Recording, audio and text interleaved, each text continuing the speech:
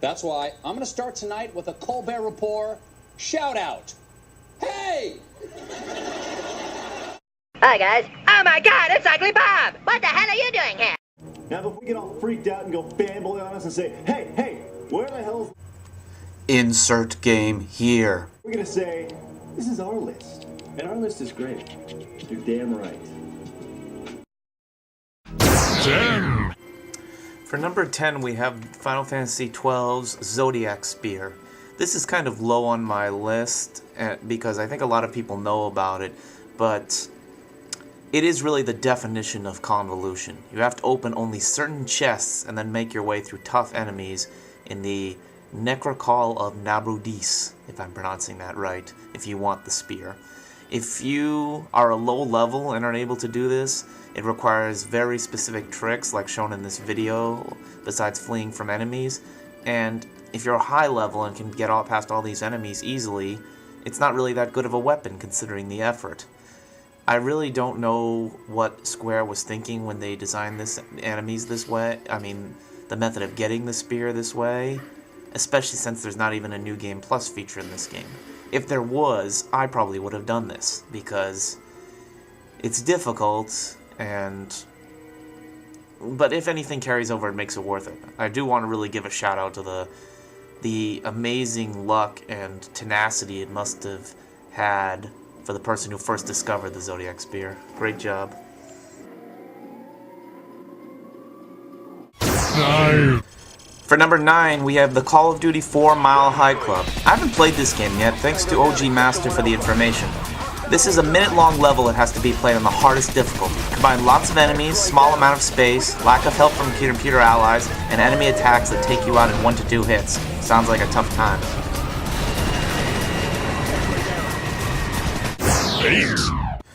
8. Number 8 is really kind of a placeholder, but I put it on my list because it's literally impossible to beat. This game is Secrets of Barras. It was released on the Apple II GS only in 1991. It was a spiritual successor to the slightly more well-known 2088 The Krilla Mission. This game is frustrating because, as I said, it cannot be beat. There is no FAQs or documentation available online aside from the manual. Hell, even Google has not heard of this game. And I don't go saying that it is an unknown system, the Apple II GS. The Apple II gave us Prince of Persia and the original Wolfenstein. My older brother Justin did write into the game's 3 creators once to ask for help. Wish I still had a copy of the letter. Maybe I could make sense of it now and actually be able to beat the game. 7. SSX 3, all the characters are the same. The original PS2 launch game, SSX, was a great time, bringing back the spirit of NBA Jam and other games in its over-the-top gameplay style. This would continue even further for its superlative sequel, SSX Tricky. All of the characters played differently and had different strengths and different weaknesses. There was a real reason to go and get all those gold and silver medals to max them out. You could count on something different with every character. This was totally ruined for SSX 3. Every character is the same, giving the player no incentive to max out every character. My brother always picks Mac and never looks anywhere else for any other character. It really is a disappointment, considering the improvements that they made in the game, why they couldn't keep that simple little step to give it near an amazing amount of replayability. 6. 120 stars in Super Mario Sunshine. This game is inferior to Super Mario 64 in the most important way.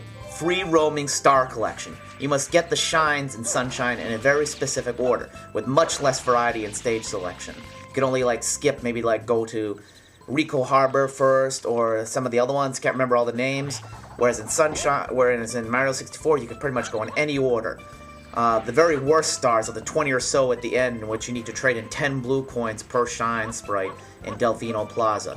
Is a severe downgrade from Mario 64, in which you could get them in pretty much any order, especially if you use glitches.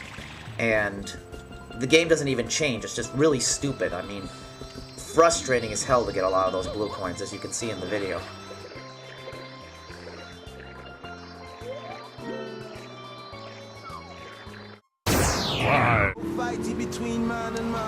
Number 5 is Collectibles in Grand Theft Auto 3 and Beyond.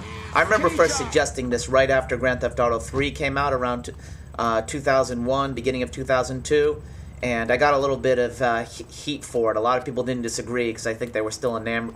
A lot of people disagreed because they were still enamored with the game. But I still feel this is a completely wasted opportunity. People say that Wii is the first real gaming effort to appeal to casual gamers. Are we sure GTA with its beepity boopity button cheats were not for people who don't have time to play the game?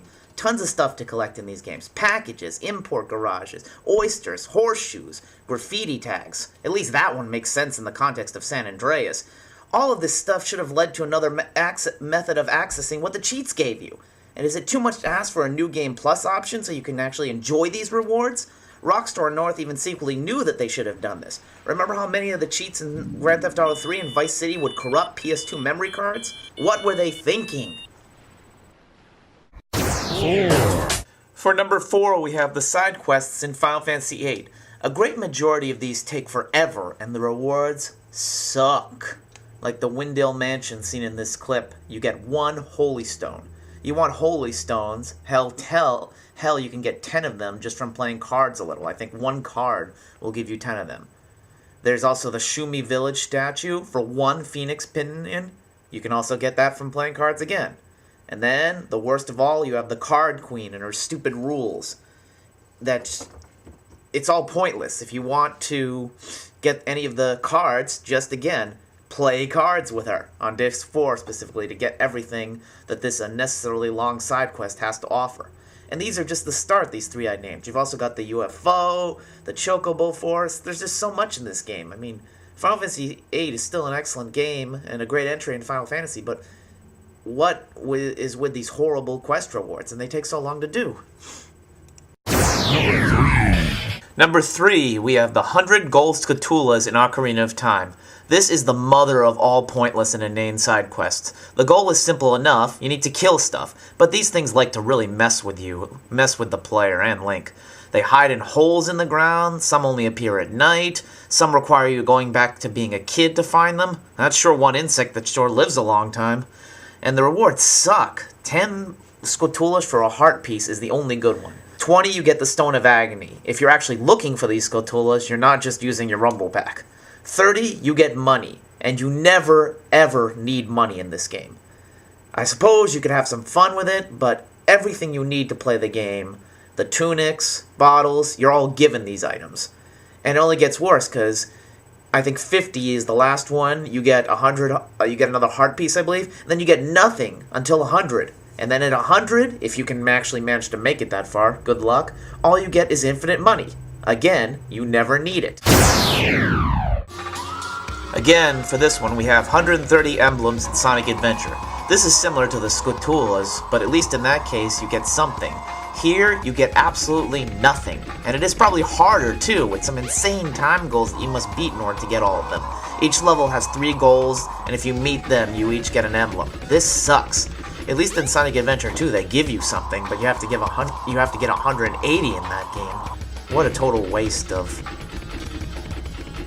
collectibles. I just don't understand the philosophy behind these things. It doesn't extend the game, it's just tedious. And I think someone said it best, if you want to extend the game, just go run around in circles, I don't know, you can always find some inane way to extend a game.